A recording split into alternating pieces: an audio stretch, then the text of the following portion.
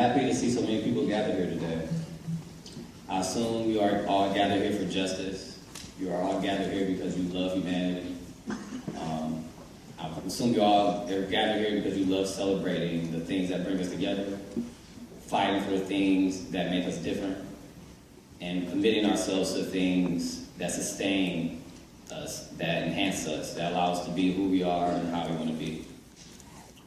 I also assume that we are here because we don't like injustice, that actually we hate injustice, that injustice does something to us that wakes us up, that makes us angry, that makes us want to fight to end injustice. As I think about MLK Day at Dartmouth, I was told by someone that I should speak from the heart in my opening remarks to introduce President Hamlin. And I thought about that today, and I thought about what was on my heart and what should I bring in my opening remarks. And I thought of a gentleman I meet every single morning while walking to college, and his name is Ray. And if you know Ray is a friendly guy who gives out the breakfast sandwiches every morning in college. And every morning, it's a good morning, a smile, how are you doing? He knows I like 3 breakfast sandwiches, so he always has them ready. And I thought about how on a federal holiday, that is Martin Luther King Day, Ray was still at work today. Ray was still at work without any overtime pay. Ray was still at work when many professors and administrators did not have to work today. So I say that we start out this ceremony by first celebrating all the Rays throughout this college. Celebrating this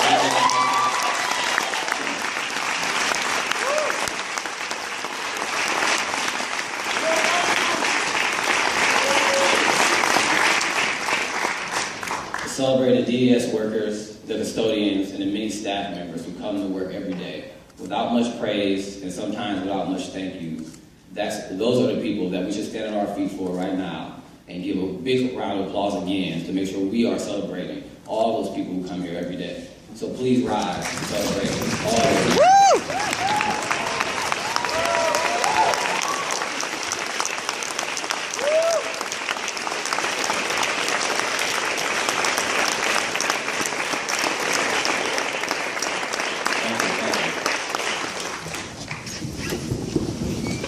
Next, we will be hearing from President Hamlin.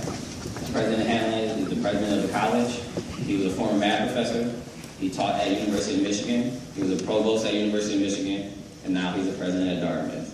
Please listen to his remarks, respect him, but also be very, very, very cautious around what is said. Pay very close attention to what is said, so that you make sure that his words and his commitments are held true after today. Thank you. I'm going to start out honestly. I am not the biggest fan of this ceremony. I do not have many experiences on this campus that lead me to believe Dartmouth comes close to embodying the movement that is the civil rights movement. I do not believe Dartmouth truly cares about the hundreds of thousands of African Americans who marched in the movement, who died in the movement, who are still in the movement. If Dartmouth was here to commit itself to a vigorous and positive action, then that action should be one of racial justice.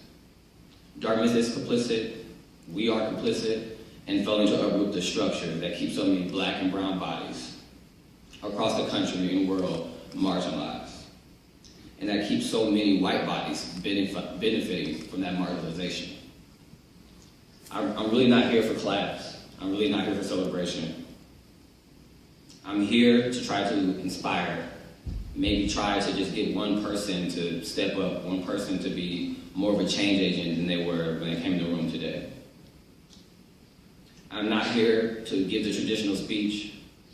I'm not here to be a part of the traditional ceremony. But today I am here, and I do have a goal. I really want to let Martin Luther King finally rest. I want to rip him from the conservative grasp, the reductionist narratives, and the political ploys that turned Dr. King, freedom fighter from our people, into a patient, quiet, almost satisfied person. We continue to blast his 1963 I Have a Dream speech, while ignoring the 5 years leading up to his death, where he called America the most violent country in the world, said it needed a radical transformation, and that freedom is never given. It must be demanded by force.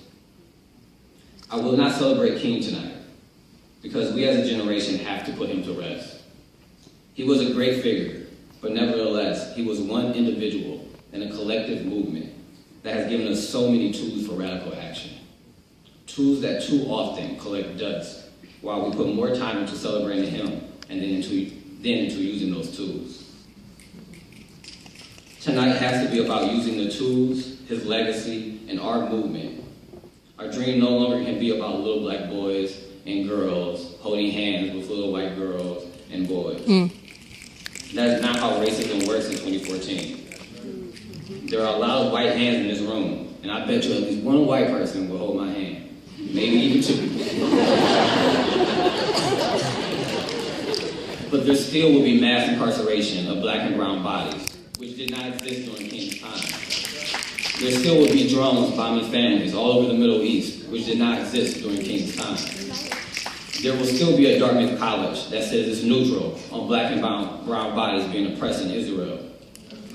But King gave us tools, but we have to rework and reimagine those tools for the power structure we face in 2014.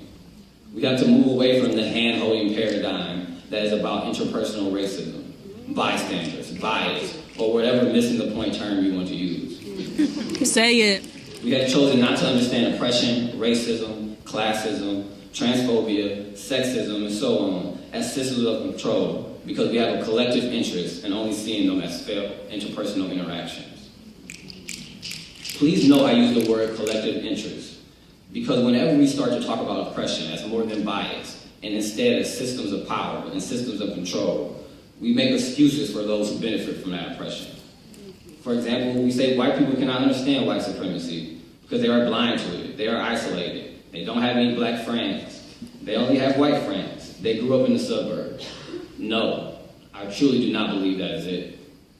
I believe that they have a collective interest in ignoring systemic racism because it reinforces their power and privilege in our white supremacist society. We who come from the communities that are oppressed in this country and world, cannot continue to believe our role is to educate white privileged people about our oppression. It is a trap. Since day one on this campus, I have participated, hosted, and engaged white people around race. And each time, so many of them walk away from the event and still choose not to understand. And yes, it is a choice. Because when you are told that your privilege comes from the oppression of others, and you cannot go beyond the basic thresholds of educating yourself through Google or YouTube or a book or a blog page, then you have made a choice not to be educated. And I think that is what the movement believed when it marched on Washington. It wanted to break away from the permissible methods where blacks waited for white people and white power structures, such as the American government, to become educated. This is not here to say that all white people are evil, but there is something evil about you hearing that you benefit from Trayvon Martin's who died from the Stand Your Ground law. And you benefit from Marissa Alexander's locked away when the same Stand Your Ground law does not apply to her. And you still do not look up those two names I'm giving you right now. You still do not critically engage with the theories and lived realities of so many that you are a benefactor of white supremacy. Your indifference is what is racist. What is racism's best friend, and what is racism's reason to still exist. Your indifference allows you to celebrate in this room right now, clap even when I say mass incarceration, snap when I say white supremacy, but hesitate, fall silent, and disengage when I say protest.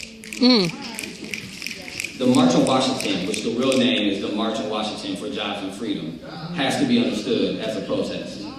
If you are here to celebrate King, then you are here to celebrate a protester. Hundreds of thousands of black people did not come to Washington because they wanted white people to be nice to them. No, they wanted jobs, which will allow economic self-determination, and they wanted freedom. And they used protest politics to fight for those jobs and freedom. Because they knew the American dream was a lie. They knew that the pull yourself up out of bootstraps narrative was a lie. They knew that individual tokenized mobility was not the same as collective mobility for all people. They knew that they were protesters because they knew that protest was a necessity, not just for civil rights, but for our democracy.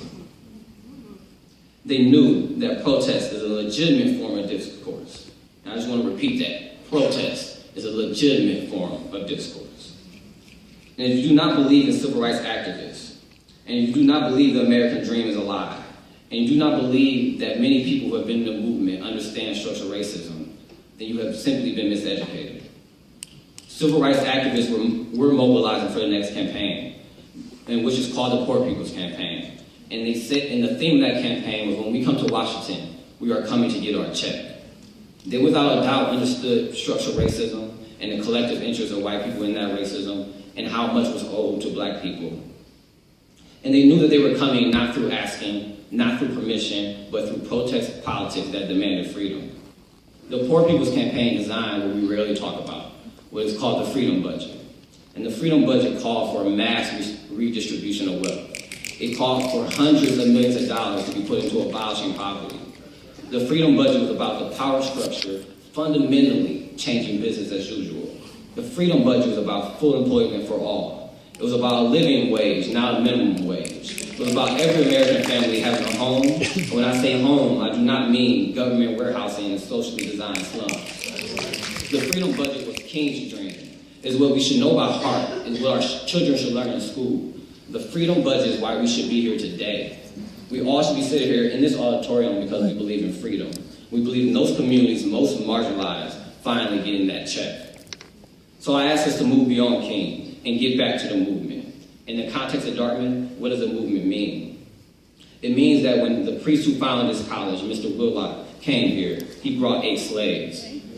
Their names we should know: Archelaus, Brister, Exter, Chloe, Caesar, Lavinia, Peggy, and the child whose name is not in any records.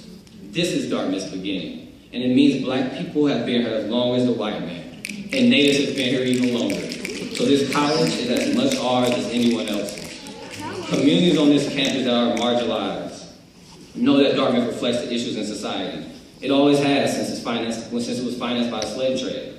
So people, please stop telling us that Dartmouth has the same problems as elsewhere. But that does not mean we're going to be silent here, or that we should be silent here about the issues that exist. It does not mean we're only going to use our voices in the permissible ways that Dartmouth allows.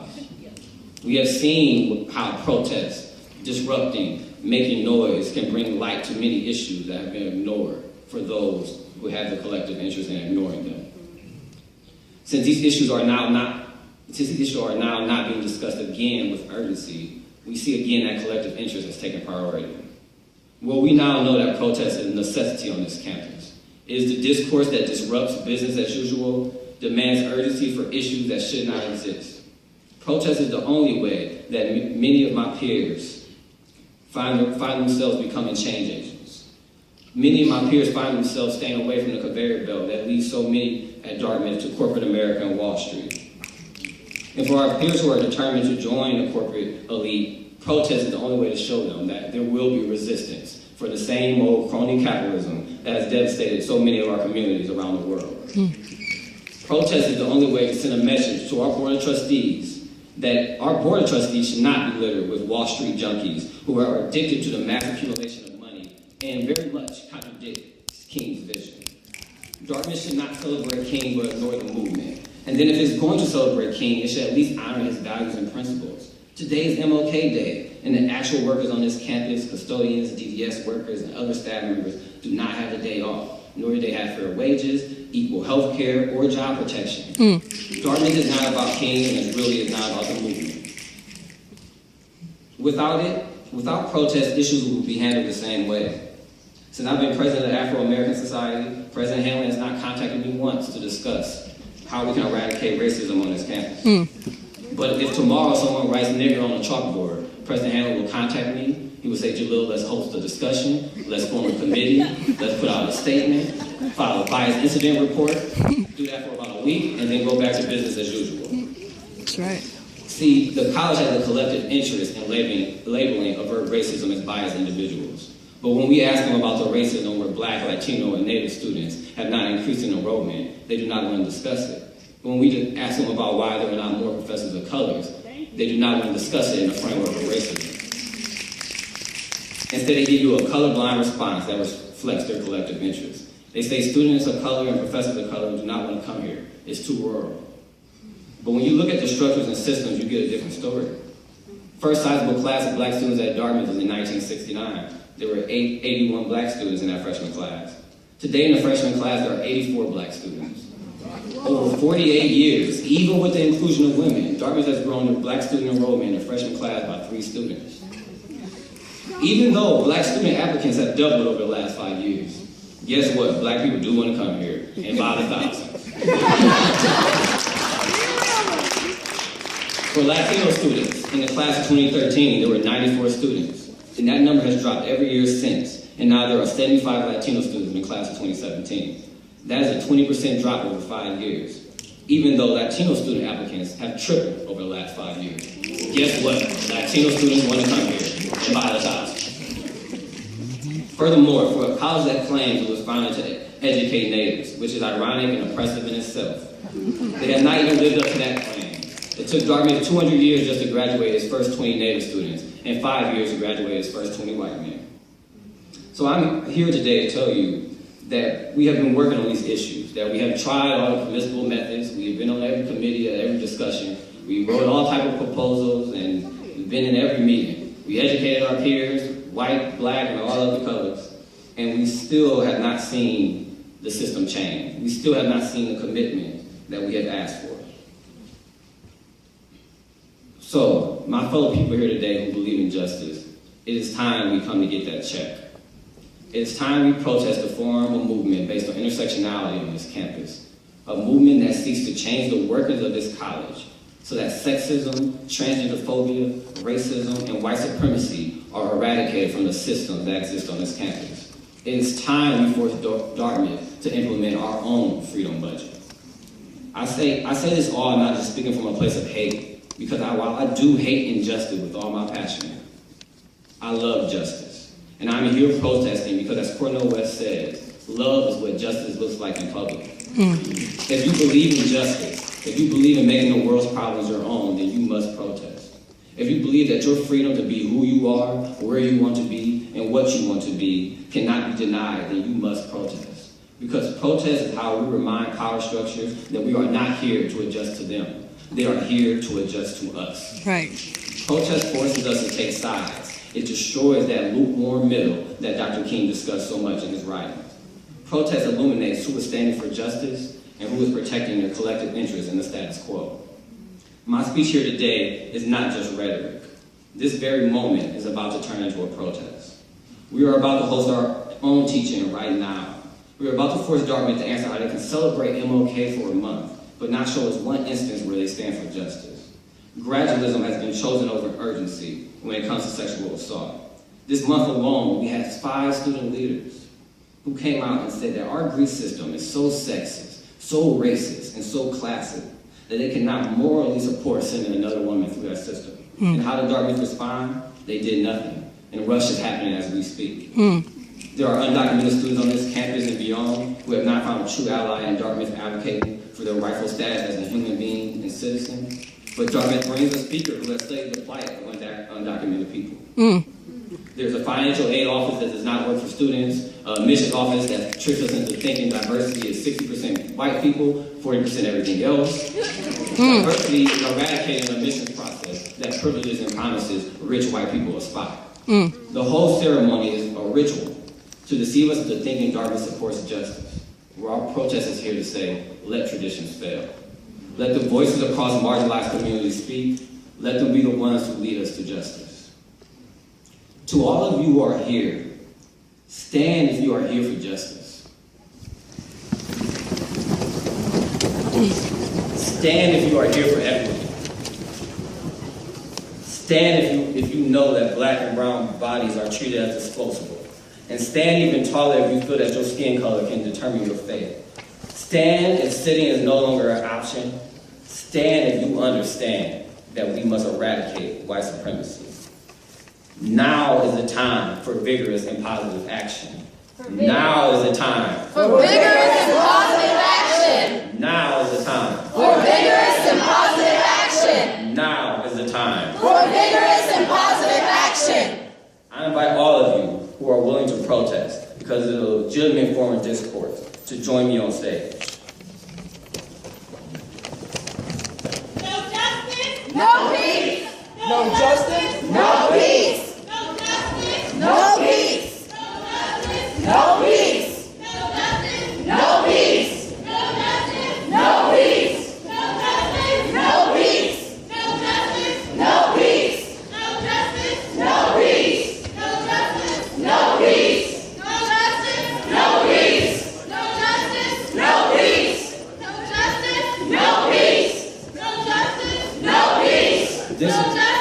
No peace. This is what vigorous and positive action looks like.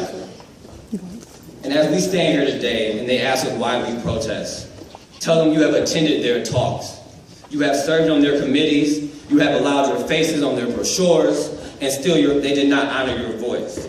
You tried to be acceptable. You tried assimilation. You tried respectability, but your black was too black. Your accent rolled one too many R's. Your gay was too gay. Your gender change was too change. Your poor was too poor. And your sexual assault was too much your fault for them to accept you.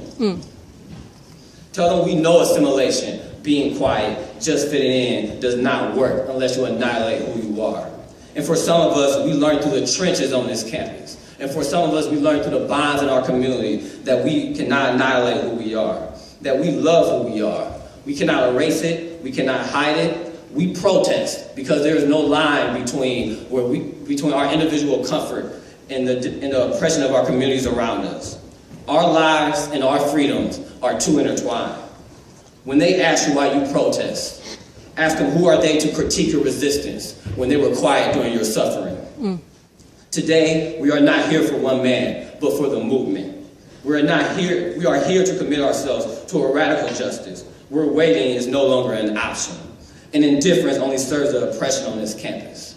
In the words of Ms. Ella Baker, we are not fighting for the freedom of the Negro alone, but for the freedom of the human spirit, a larger freedom that encompasses all of mankind. That is the model of our protest, human freedom that must come from a fight. This is not a protest against. This is a protest for. We protest for. The end of white supremacy. We protest for. Economic justice. We protest for. The end of sexual assault. We protest for. The end to the degree system as we know it. We protest for. President Hamlin to take a stance for anti-oppressive work on this campus. We protest for.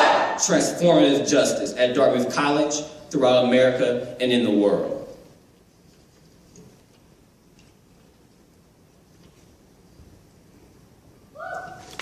This knocks out our very soul. We will introduce the keynote speaker, but be wary of injustice being reduced to bias, bystanders, or failed interpersonal interactions. Ask yourself why Dartmouth has put more time, money, and resources into celebrating this so-called justice work, and then into actually doing justice work.